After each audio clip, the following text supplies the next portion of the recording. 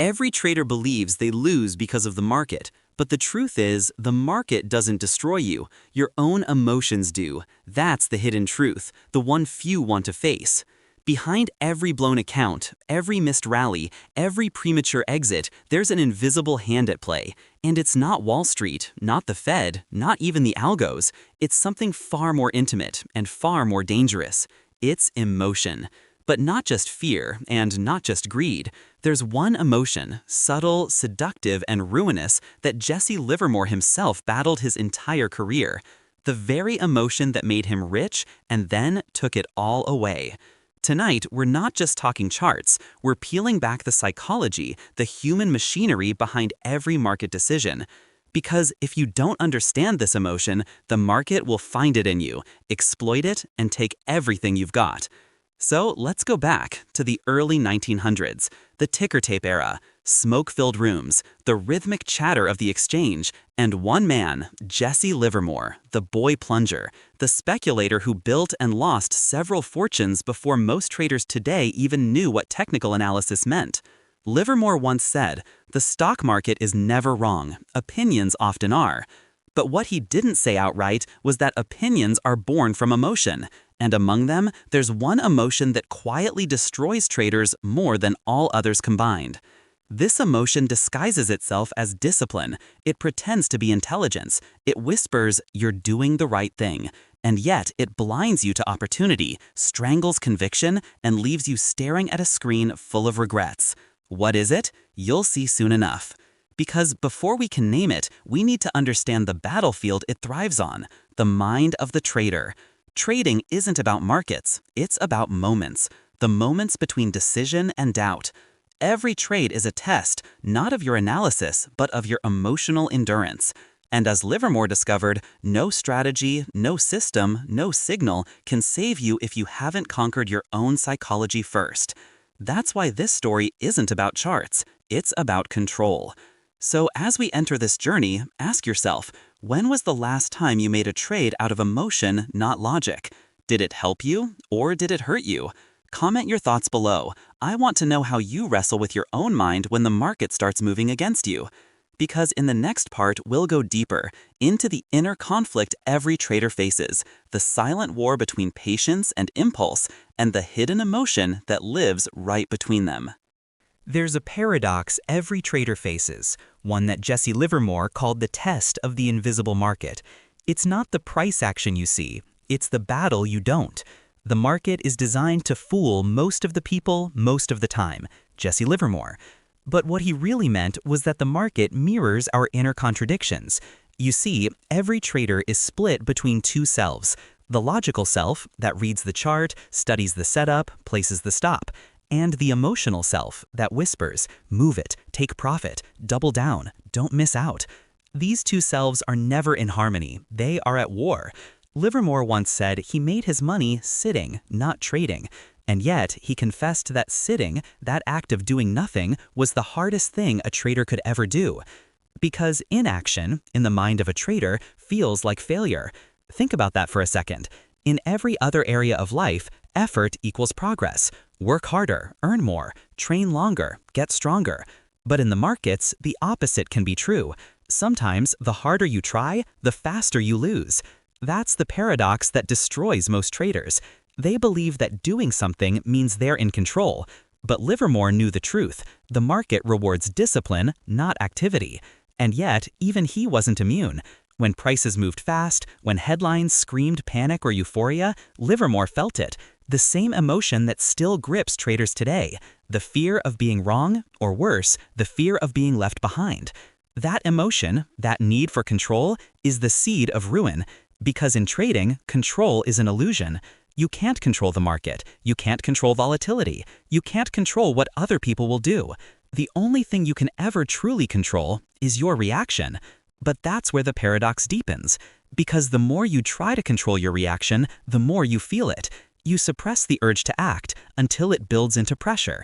You try to stay calm until one candle, one breakout, one flash crash unleashes everything you've been holding back. That's when traders break their own rules. Not because they don't know better, but because they can't stand the feeling of uncertainty anymore. And that's the emotion Livermore feared most, Not greed, not fear, but impatience. Impatience is the quiet saboteur. It wears the mask of progress. It tells you, act now, before it's too late. It convinces you that waiting is weakness, and that missing a move is the ultimate sin. But what's worse than missing a move? Entering too early and watching the market punish your impatience. Livermore learned this paradox through pain. He would find the perfect setup, identify the pattern, then jump too soon. And when the market didn't confirm, he'd be forced out, only to watch it move exactly as he predicted after he was gone. Sound familiar? Every trader knows that sting, being right but not profitable. Because trading isn't about being right, it's about being timed right. And that timing is psychological, not technical. Livermore wrote that the market never gave him what he wanted when he wanted it. It taught him patience through humiliation. So when you stare at your screen, heart racing, finger hovering over the mouse, remember, that tension you feel isn't the market, it's the mirror of your own impatience. The market isn't testing your strategy, it's testing your self-control. What would you do in that moment? Would you wait or would you act? Comment below, because this is the question that separates professionals from gamblers. And in the next section, we'll go deeper into the psychological trap that turns this impatience into destruction, the hidden loop that makes traders repeat the same mistakes even when they know better. It wasn't the market that beat me, it was me, beating myself. Jesse Livermore. That line should send chills down every trader's spine, because it reveals the core of the trap, the invisible loop that consumes even the most brilliant minds in the game. Let me take you inside it. The trap begins small. You make a losing trade, nothing dramatic, just a sting. But instead of letting it go, your mind begins to build a story. I'll get it back. The next one will fix this. You justify a risk you wouldn't normally take. You tighten your stop, or worse, you remove it. You're not trading anymore, you're reacting. And that's when the emotion, the hidden one, begins to take over. It's not fear. Fear makes you freeze. It's not greed either. Greed makes you overreach. No, this one's quieter. It's revenge. The desire to make the market pay for your pain. You felt it, haven't you? That burning need to prove something, to the market, to yourself, maybe to the invisible audience you imagine watching from behind your screen. Revenge trading is the most human thing a trader can do. It's the raw, primal instinct of a wounded ego trying to reclaim control.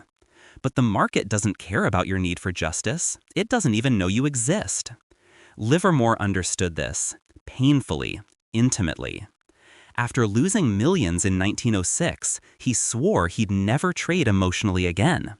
But when the 1907 panic hit, he couldn't resist. The market's chaos was like a siren's call, and Livermore dove in, fueled by the same hidden emotion that traps modern traders every single day. He wasn't trading setups, he was trading feelings. And feelings, when weaponized by the market, are fatal. This is the paradox of revenge. You think you're fighting back, but you're actually surrendering control. You think you're winning back dignity, but you're feeding the very emotion that took it from you. Revenge doesn't just make you trade more, it makes you blind. You start seeing patterns that aren't there. You twist logic into justification. You're no longer following your system, you're following your emotional compass, and it always points toward pain. And the worst part? It feels good in the moment. There's a rush, a false sense of redemption. You're taking action, reclaiming agency. But deep down, you know it's desperation disguised as discipline. Livermore called this the emotional relapse. He compared it to an addict who's sworn off his vice until the slightest trigger drags him back into the cycle. Every trader's relapse begins the same way, not with a loss, but with the inability to accept one. That's the real psychological trap. We think trading is about winning and losing, but it's actually about accepting and releasing.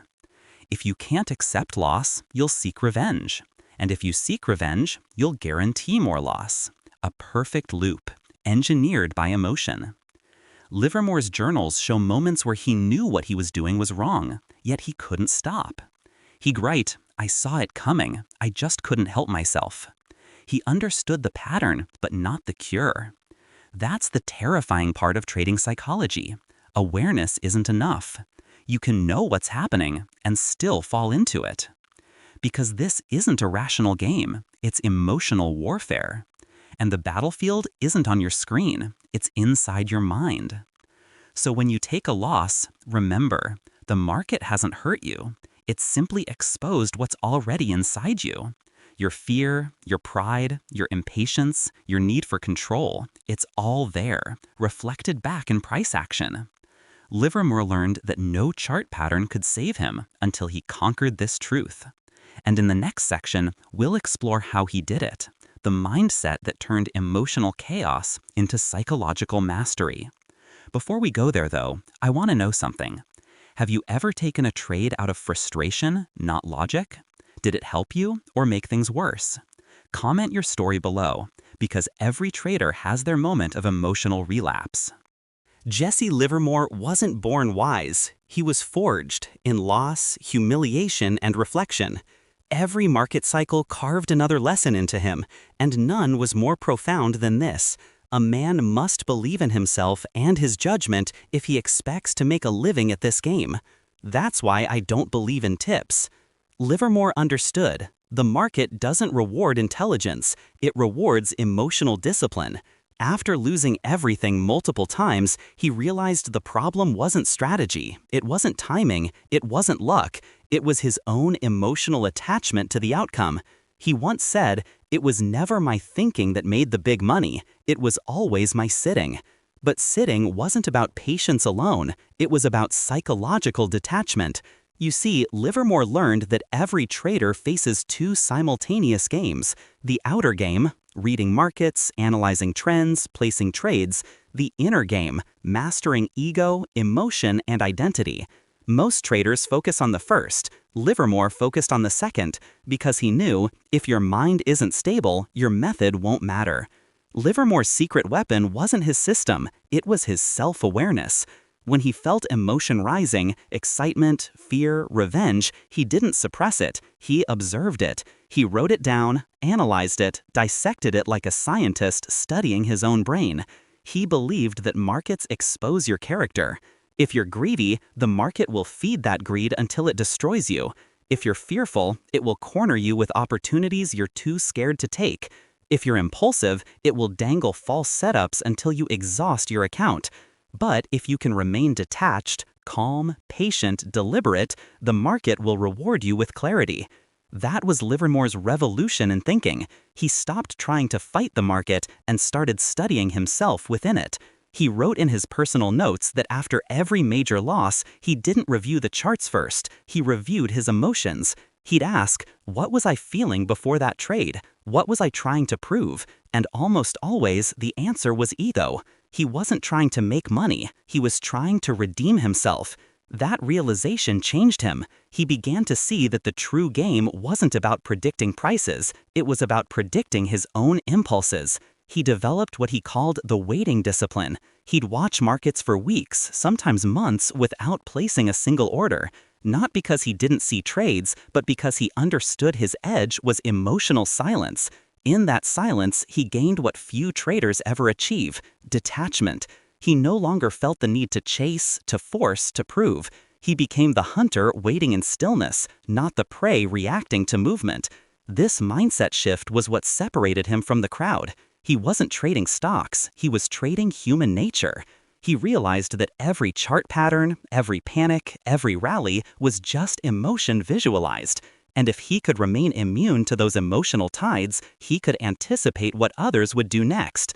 That's why Livermore said, the human side of every person is the greatest enemy of the average investor or speculator. He didn't mean you should become emotionless. He meant you must become emotionally fluent. Understand your emotions, name them, use them, but never let them use you. Livermore often compared trading to war, not against others, but against one's own nature.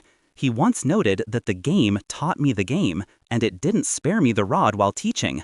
Pain was his tuition, reflection was his diploma. That's how he beat the emotion, not by killing it, but by transforming it. He turned fear into caution. He turned greed into patience. He turned revenge into self-awareness. And through it all, he understood one enduring truth. The big money is not in the buying and selling, but in the waiting. That's Livermore's legacy, not just as a trader, but as a philosopher of human behavior. He didn't conquer the markets, he conquered himself within them. Now, in the next section, we'll see how this philosophy lives on through a real story of a modern trader facing the same emotional demons Livermore battled a century ago, a story that proves markets change, but human nature never does. Before we move there, tell me in the comments, which emotion do you struggle with most as a trader? Fear, greed, impatience, revenge? Your honesty might just help another trader see themselves more clearly. There's a trader I once knew. Let's call him Daniel. He wasn't a rookie. He wasn't reckless. He was what every trader thinks they should be: disciplined, analytical, structured. For years, he traded small, grew slow, and built confidence brick by brick. Until one day, everything unraveled. It began the way it often does, with a perfect setup, the kind of trade that whispers, "This is the one." He entered with size, conviction, and the kind of calm that only comes when you've convinced yourself you're right. But the market doesn't care about conviction. Within hours, the position turned against him. He told himself, "It's just noise, it'll come back." He adjusted his stop, moved it wider, a few points more. Then he added to the position. Just once, then again. By the end of the day, Daniel wasn't managing a trade, he was managing hope. And hope, in the markets, is the most expensive emotion of all. That night, he couldn't sleep. His mind replayed every candle, every missed exit. He woke at 2 a.m., refreshed his charts, whispered to himself, "If it just gaps up in the morning, I'm fine." But morning came, and the market gapped down, hard. In a single session, months of profit vanished. And in that moment, Daniel wasn't just losing money, he was losing identity. You see, every trader secretly builds a self-image around being a winner. When that image cracks, something dark emerges, the need for redemption. That's when emotion steps in, dressed as logic. He told himself, the next trade will fix this. It didn't. The next one will recover it. It didn't. Every loss wasn't just a number, it was a wound. And like Livermore a century before him, Daniel started to trade revenge disguised as reason.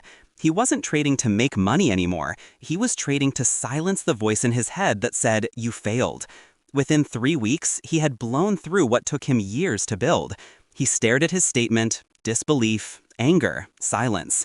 And then something rare happened. He didn't quit. He didn't jump into another trade. He did something far harder. He stopped. For the first time, he stepped away from the screen, not because he wanted to, but because he had to. And in that silence, he began to write. He wrote every emotion he felt, every mistake, every rationalization. When he looked back, he saw the pattern clearly. Every bad decision began not with a bad setup, but with a feeling he refused to acknowledge. That's when he discovered Livermore's writings. He read Reminiscences of a Stock Operator, and it felt like looking into a mirror that stretched across time. Livermore's words, "The game taught me the game," hit him like truth disguised as prophecy. Because Daniel finally realized, the market isn't your enemy, it's your reflection. It doesn't punish you, it exposes you. And every loss is a chance not to fix the market, but to fix yourself. Months later, Daniel came back, smaller size, cleaner focus. This time, he didn't trade to win, he traded to execute. He didn't chase every move, he waited for his move. And when he lost, he smiled. Because loss was no longer identity, it was information. That's the transformation Livermore talked about, turning pain into awareness, emotion into data, reaction into reflection. And that, my friends, is how Jesse Livermore beat the hidden emotion that ruins every trader. Not by suppressing it, but by understanding it. Because at the end of the day, the markets aren't made of numbers and charts, they're made of people. And every chart you see is just emotion, painted in price. The question is, will you let your emotions trade you, or will you learn to trade them? Before you go, tell me in the comments, what's the emotion that's cost you the most in your trading journey? Your story might be the lifeline another trader needs to hear.